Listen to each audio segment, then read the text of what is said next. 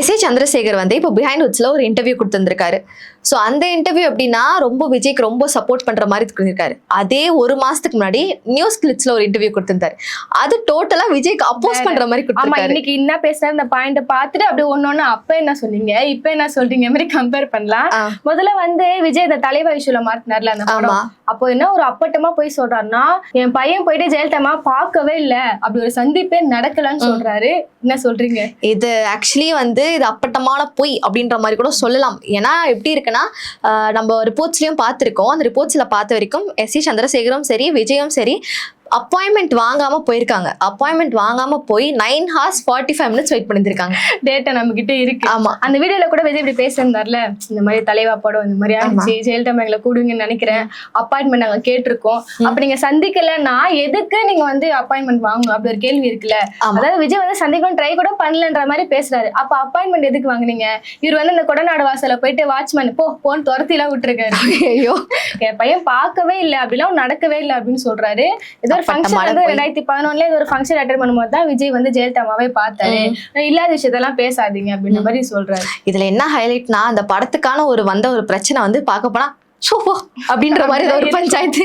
ஆனா அதுக்கு வந்து அவ்வளோ ஒரு பெருசா ஒரு ஈடுபாட்டம் போய் அந்த படம் ரிலீஸ் பண்றதுக்காக ரொம்ப அவசரப்பட்டிருக்காங்க. எப்படின்னா டைம் டு லீடுனா கோவம் வராதா? அதுக்கு இப்ப இவ்வளவு நான் என்ன பண்ணிட்டேன் ஜோக் டு யூ அப்படின்ற மாதிரி கேட்டிருப்பாங்க. வந்ததுக்கு அப்புறம் லீட் பண்றது வா வீட்டுக்கு வா அப்படின்ற மாதிரி கூப்பிட்டாங்க. தலைவா படத்துக்கு தான் பிரச்சனைன்னு பார்த்தனா, இப்ப ஜனநாயகன் படத்தை அங்க சுத்தி இங்க சுத்தி யார் சொன்னாங்களோ இல்லையோ இவரும் சொல்றாரு டிஎம்கே சரியா தான் இருக்கும் ஜனநாயகன் படம். எப்படிங்க உங்க பையனுக்கு இப்பதான் நம்ம அடிச்சடிச்சு சொல்லி கொடுத்தோம், எங்க சென்சார் போர்டு உங்க மோடிஜி அப்படி இல்ல. இவர் இப்ப என்ன சொல்றாரு, இப்போ ஜனநாயகன் பார்த்தா 2 இஷ்யூஸ் வருது. ஒண்ணு என்னன்னா, அந்த சென்சார்னால அது ரொம்ப நாள் இழுத்தடிச்சிட்டு இருந்தது. இப்ப வந்து இந்த லீக் ஆன ஒரு விஷயம்.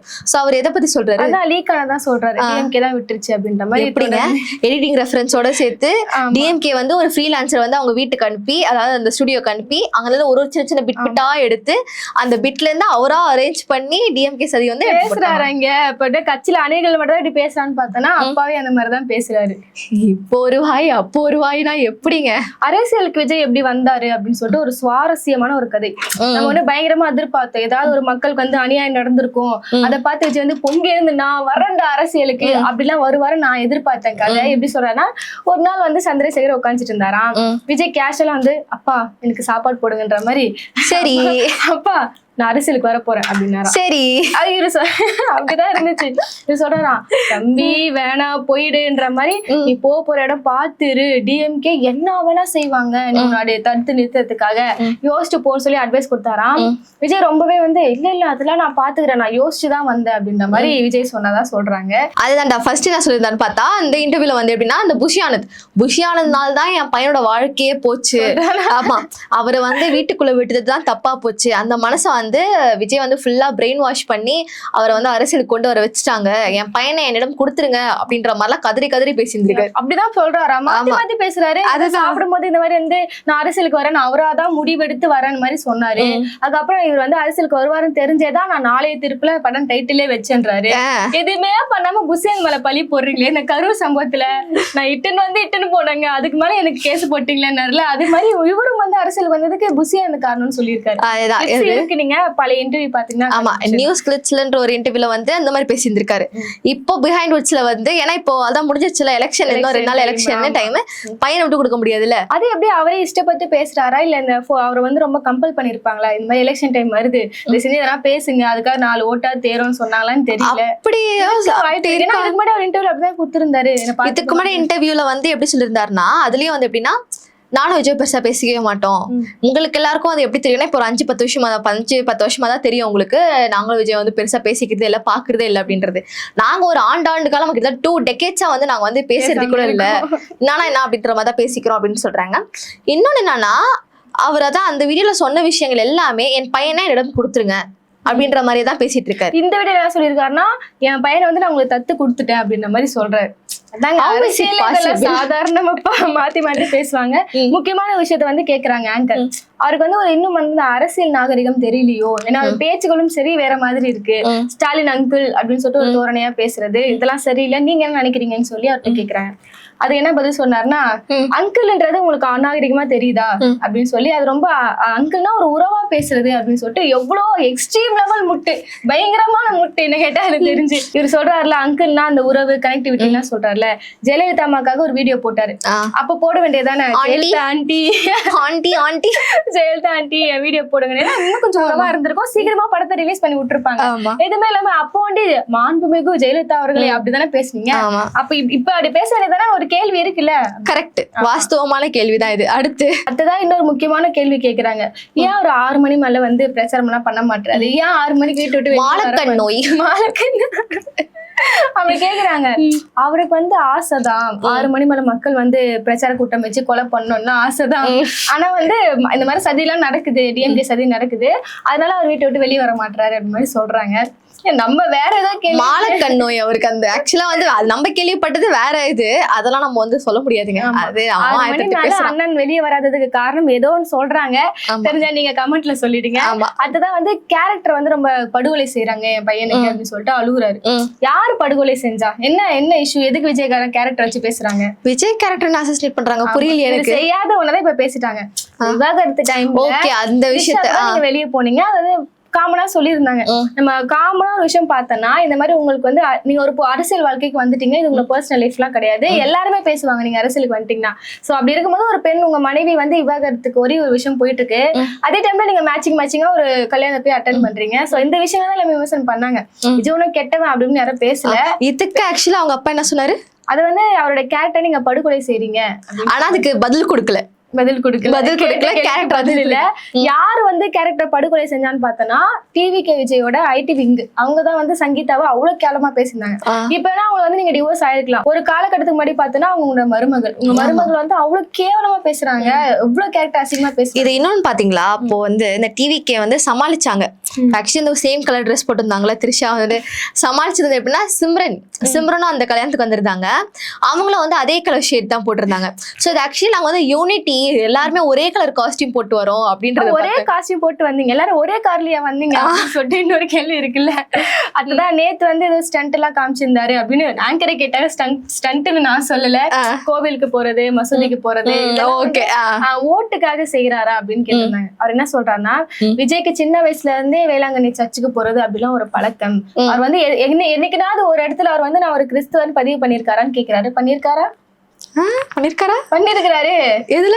அது வேட்புமனு தாக்கல் செய்யும்போது வந்து எலெக்ஷன் டைம்ல, அதுக்கு முன்னாடி இல்ல அவர் இப்ப அரசியலுக்கு வந்துதான் சொல்றாரு.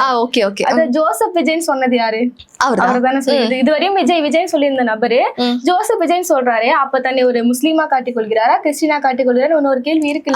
கண்டிப்பா அவர் சொல்றாரு அவர் கிறிஸ்தவரெல்லாம் காட்டவே இல்லை அப்படின்ற மாதிரி அடிச்சு பேசுறாரு. சரி, இதெல்லாம் ஓகே. இப்போ வந்து இன்னொரு கேள்வியும் இருக்கு. சமீபத்துல வந்து பாத்தீங்கன்னா விஜய் வந்து ஜீ தமிழோட வந்து ஒரு பிரஸ் மீட் கொடுக்க போறாரு, ஒரு ஷோ வந்து பண்ண போறாரு அப்படின்ற மாதிரி சொல்லிட்டு இருந்தாங்க. ஆனா என்னடா சொன்னாங்க, அதோட டோட்டலா காணா போச்சு அப்படின்ற மாதிரி இருக்கு. இது என்ன கதை? இப்ப அவர் பிரஸ் மீட் கொடுப்பாரா மாட்டாரா, அதை பத்தி ஏதாச்சும் பேசிருக்காங்களா? கேட்டிருந்தாங்க.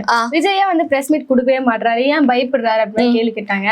அவங்க அப்பா அதே மாதிரி விஜய் மாதா கேக்குறாரு, ஏதாவது ஒரு அரசியல் தலைவர் பிரஸ் மீட்டை சந்திக்கணும் ஏதாவது ரூல்ஸ் இருக்கா அப்படின்னு கேக்குறாரு. ரூல்ஸ் இருக்கா அப்படின்ற போது நீங்க ஏன் வந்து, எனக்கு இது ஒரு கேள்வி இருக்கு, ஒரு நடிகரா நீங்க எதுக்கு அரசியலுக்கு வரணும்னு நினைச்சீங்க? ஏதோ மக்களுக்காக ஏதோ நல்லது செய்ய வரேன், இது பண்ண வரேன், அது பண்ண வரேன்றதுக்காக தான் நீங்க அரசியலுக்கு வரேன் அப்படின்றீங்க. சோ அரசியலுக்கு வரீங்க அப்படின்ற போது நீங்க ஒரு பிரஸ் மீட் வச்சா மட்டுமே தான் என்னென்ன விஷயம் என்ன நடக்க போகுது அப்படின்ற ஒரு விஷயம் அப்டேட் வரும், நீங்க என்னென்ன பண்ண போறீங்க அப்படின்ற ஒரு அப்டேட்டும் கொடுக்குற மாதிரி இருக்கும். சோ எதுவுமே இல்லாம ஒரு ஜஸ்ட் நான் அரசியலுக்கு வரேன் அப்படின்னு சொன்னா மட்டும் எப்படி? நேத்து சென்னைக்கு வந்தார்ல, அப்ப வந்து ஏதோ ஒரு இங்கிலீஷோட ரிப்போர்ட்டர் வந்து மைக் நீட்டும் போது காமிச்சு. சோ அப்படி ரூல்ஸ் எல்லாம் இல்ல, உங்க மேல இவ்வளவு விமர்சனங்கள் தொடர்ந்து வருது, விஜய் சந்திக்க மாட்டாரு. சோ ஒரு வாட்டியாவது பேசுறத உடச்சு விட்டு போலாம்ல. அப்ப விஜய்க்கு பேச தெரியலையா, இல்ல ரூல்ஸ் இல்லன்றதுக்காக ஒரு அமைதியா இருக்காரா? இத பத்தி பேசும்போது எனக்கு அதே அந்த ஒரு விஷயமே நான் வந்து, ஏன்னா அது அபிஷியலா அந்த ஜீ தமிழ்ல இருக்க அந்த அபிஷியலா வந்து போட்டிருந்தாங்க, இந்த மாதிரி வந்து விஜயோட வந்து ஒரு நேர்காணல் இருக்கு அப்படின்ற மாதிரி. கடைசியில பார்த்தா எங்க அந்த நேர்காணல் NDTV கூட ஒரு இன்டர்வியூ கொடுத்திருந்தாருன்னு சொல்லி ஒரு விஷயம் ரொம்ப நாள் முன்னாடி. ஆனா அன்னைக்கு நியூஸ் அப்போ எல்லா போய் தேடுற விஜய் எங்கேயுமே காணும். பார்த்தா அது பர்சனலா ஒரு ரூம்ல உட்கார வச்சு கொடுத்து ஆன்சரையும் கொடுத்து எடுத்து அது வெளியே வரவே இல்லை. ஆமா, அது வந்து ரொம்ப வந்து சொல்லி கொடுத்திருக்க மாதிரி இருக்கு. இன்டர்வியூ எடுத்த நம்பரை வெளியே வந்து இன்டர்வியூ எடுக்கிறாங்க. பாத்தீங்களா இன்டர்வியூ எடுத்ததுல வந்து நான் இதெல்லாம் சொன்னேன், விஜய் இதெல்லாம் சொன்னாரு, அப்படிதான் அவரோட இன்டர்வியூ இருந்துச்சு. அதெல்லாம் ஃபைனலா என்ன சொல்றாருன்னா, இப்ப நீங்க சொல்லிருந்தீங்க விஜய் வந்து எனக்கு மீட்டு கொடுங்க அப்படின்னு கேட்டிருந்தாருல, இப்ப என்ன சொல்றாருன்னா விஜய் கிட்ட போயிட்டு உங்களுக்கு குடும்பம் வேணுமா இல்ல தமிழ்நாடு மக்கள் வேணுமான்னு கேட்டா தமிழ்நாடு மக்கள் தான் வேணும் அப்படின்னு. இல்ல எனக்கு புரியல. இப்போதைக்கு அவரோட குடும்பம் வந்து அவர் பக்கம் இல்ல, ஏன்னா ஒரு சரி விவாகரத்து கேஸ் விஜய் மட்டும் தான் இருக்கு. அதெல்லாம் ஓகே, ஆனா இவர் ஏன் இப்படி மாத்தி மாத்தி பேசியிருக்காருன்றது எனக்கு புரியல. ஏன்னா அது ஒரு மாசம் டைமிங்க அப்படிதாங்க பேசுவாங்க. என்னங்க நீங்க ஒரு மாசத்துக்கு முன்னாடி தாங்க வந்து இந்த மாதிரி வந்து என் பையன் நான் ரொம்ப மிஸ் பண்றேன், சங்கீதா அவங்களும் வந்து ரொம்ப நல்லவங்க, அவங்க இப்படி அப்படின்ற மாதிரிலாம் பேசிட்டு இருந்தாங்க. அதுக்கப்புறம் என்னதான் ஒரு அப்பனா அந்த ஒரு அப்பாவா இருந்தாலுமே வந்து என்னால பையனை விட்டு கொடுக்க முடியாதான், பட் ஒரு சில தப்புலாம் பண்ணும் போது இந்த மாதிரி ஒரு நான் பிரச்சனை இழுத்து விடுறேன், இந்த பிரச்சனை இழுத்து விட்டா விஜய் காதுக்கு போகும், அதனால ஏதோ ஒருவேளை அதுதான் இருக்குமோ அந்த பிரச்சனை இழுத்து விட்டு ஏதோ ஒரு சொல்யூஷன் மாதிரி. ஆனா எப்படி முட்டு விடுற பாத்தீங்களா, நான் கொடுத்துட்டேன் தமிழக மக்களே வச்சுக்கோங்க. அதாவது இவங்க எப்படி சொல்லுவாங்கன்னா விஜய் ஜெயிச்சிட்டாருன்னு வச்சுக்கோங்களேன் கொண்டாடுவாங்க, விஜய் தோத்துட்டாருன்னா அது விஜயோட தோல்வின்னு சொல்ல மாட்டாங்க, மக்கள் உங்களுக்கு தான் அது நஷ்டம், விஜய் வரலன்னா உங்களுக்கு தான் நஷ்டம் அப்படின்னு, எங்களுக்கு ஏன் நஷ்டம் அப்படின்ற. ஆக்சுவலா எனக்கு இது ஒரு கேள்வி இருக்கு, இது நார்மலா ஒரு பாலிடிக்ஸ்ல வர ஒரு கேள்விதான் இது. ஓட்டு போடுறது அப்படின்ட்டு வரும்போது இப்ப நிறைய பேர் அந்த டிவிலயும் வந்து ஆட்லாம் வருது எல்லாம் வருது. சோ இது எப்படி சொல்றாங்கன்னா எய்தர் டிஎம்கே அப்படி இல்லாம அதை தவிர்த்து நீங்க வேற யாருக்கு ஓட்டு போட்டாலும் அது டைரக்டா சென்ட்ரல் பிஜேபிக்கு தான் ஹெல்ப் பண்ற மாதிரி போகும் அப்படின்றாங்க. அது உண்மையா? அது உண்மைதானே. இப்ப ஏடிஎம்கே நம்மளுக்கு வெளிப்படையாவே தெரிஞ்சு, ஆமா அவங்க வந்து அதுல இருக்காங்க, முன்னேற்ற கழகம் நம்மளுக்கு தெரிஞ்சு. ஆமா அதுதான் டிவிக்கே நிறைய விஷயத்துல அவங்களே வந்து எக்ஸ்போஸ் ஆயிட்டாங்க பிஜேபிக்கு அடிமையா இருந்தாலும் சொல்லி. வேற என்டிகே எடுத்து பார்த்தோம்னா அவங்க வந்து ஒரு ஆர்எஸ்எஸ் ஓட பின் அமைப்பு, அது வந்து நம்மளுக்கு தெளிவா ஒத்துக்க மாட்டீங்க தம்பிங்கள், வருங்காலத்துல நீங்க தெரிஞ்சுப்பீங்க. நம்ம டிஎம்கே தவிர மத்த எந்த கட்சிக்கு நீங்க ஓட்டு போட்டாலும் ஸ்ட்ரைட்டா டைரக்டா பதுக்குதான். அப்ப இதுலயே ஒரு கிளாரிட்டி வந்துரும் நினைக்கிறேன். ஏன்னா யாருக்குமே வந்து சென்ட்ரல் அந்த ஒரு ஆட்சி வந்து இந்த இடத்துல நம்ம தமிழ்நாட்டுக்குள்ள வரணும்னு எதிர்பார்க்கல. சோ அப்படி இருக்கும்போது இந்த டிஎம்கே மட்டும்தான் இதுக்கு வந்து அப்போஸ் பண்ற மாதிரி இருக்கு. அப்ப அவங்களுக்கு தான் போடுற மாதிரி இருக்கும். ஃபைனலா ஒரு இஷ்யூ, அதாவது விஜய் இந்த மாதிரி த்ரிஷா கூட வெளியே போனாரு, அதை வந்து எவ்வளவு மறைமுகமா டீசெண்டா கேட்க முடியுமோ அங்க தொடர்ந்து கேட்டுட்டே இருக்காங்க. இந்த மாதிரி அவர் பண்றாரு, அதை பத்தி நீங்க நினைக்கிறீங்க? ஒரு வார்த்தை கூட அதை பத்தி பேசவே இல்ல. ஃபைனலா ஒரு விஷயத்துக்கு கூட பதில் சொன்னாரு. ரொம்ப பெரிய இஷ்யூவா ஆக்கப்பட்டது விஜய் வந்து வேட்புமனு தாக்கல் செய்யும் போது சொந்த குடும்பத்துக்கே கடன் கொடுத்தாரா விஜய் சொல்லிட்டு ஒரு விஷயம். கடன்னா கொடுக்கவே இல்ல. அவர் சொல்லிருக்காரா நான் எங்க அப்பாவுக்கு கடன் கொடுத்தேன்னு சொல்லி அபிடவிட்ல போட்டிருக்காரான்னு கேக்குறாரு. அப்ப அவர் என்ன சொல்றாரு, அவர் அப்பனா அவர் வந்து விஜயோட அப்பாவா இருந்துகிட்டே வந்து அப்போ அந்த எந்த ஒரு விஷயமும் தெரியாம இருக்காரு அப்படின்ற மாதிரி அது வந்து போட்டு மறைக்கிறாங்க. மக்களுக்கு காட்ட வேண்டிய இடத்துல நம்ம இருக்கிறோம், அந்த ப்ரூஃப கொஞ்சம் எடுத்து வெளியே விட்டீங்கன்னா படிச்சு காட்டுறோம் என்ன இருக்குன்னு சொல்லி. அவர் சொல்றாரு எங்க அப்பா கூட அவ்வளவு கடன் கொடுத்தேன் அப்படின்னு சொல்லிட்டு அவர் மென்ஷன் பண்ணிருக்காரா அப்படின்னு கேக்குறாரு. அப்படி எல்லாம் வேட்புமனு தகவல முறை இல்லாம பண்ண மாட்டாங்க. என்ன டாபிக் கொடுத்திருக்காங்கன்னா நிறுவனம், கம்பெனி, பொறுப்பு கழகம் முதலை உட்பட யாதொரு நபருக்கு அல்லது நிறுவனத்துக்கு அளிக்கப்பட்ட தனிப்பட்ட கடன் அல்லது கடனாளியிடம் இருந்து பெறத்தக்க தொகை மற்றும் ஏனைய தொகைகள். நான் கொடுத்த கடன் இல்லன்னா கடனாளிகிட்ட இருந்து எனக்கு வர வேண்டிய பணம், அதுலதான் வந்து அப்பாக்கு வந்து 8 கோடி, அவங்க ஒய்ஃப்க்கு பையனுக்குன்னு சொல்லி எல்லாம் அவர் ஸ்கூலுக்கு முதல்ல கூட போட்டிருக்காருல்ல. ஆமா அவரோட ஸ்கூலுக்கே கடன் கொடுத்திருக்காரு, ஒரு இன்னொரு ட்ரஸ்ட்டுக்கும் கடன் கொடுத்திருக்காரு. இவருதான் வந்து கல்வி வந்து நான் இலவசமா கொடுப்பேன், நான் வந்து இங்க எல்லாமே டெவலப் ஆயிடும்னு சொல்றாரு. ஒரு கல்வியை கூட ஒரு கடனா கொடுத்த நபர் தான் நம்ம யாரு விஜய். சோ கடனாலாம் கொடுக்கல, ஒரு அப்படியே சிம்பத்தை கிரியேட் பண்றாரு. இவ்வளவு 200 கோடி சம்பாதிக்கிற ஒரு நபர் அப்பாவுக்கு ஒரு 5 கோடி கொடுத்தா உங்களுக்கு என்ன வயிறு எரியுதா அப்படின்ற மாதிரி எங்க யாருக்கும். அதையே அப்ப வந்து இந்த இடத்துல போட்டிருக்காங்கதான் கேக்குறேன். சரி அப்பா கொடுத்ததுன்னு பார்த்தா அது ஆக்சுவலி கடனே இல்ல, அது சொந்த பிளட் ரிலேஷன்ல உங்களுக்கு ஏதாவது தேவை நான் கொடுத்துருக்கேன். அதே மாதிரி இப்ப அவங்க அப்பா அந்த ஸ்கூல் படிக்க வச்சது, காலேஜ் படிக்க வச்சது, அதெல்லாம் மட்டும் தான் கடனா இல்ல, அது அவரோட பொறுப்பு.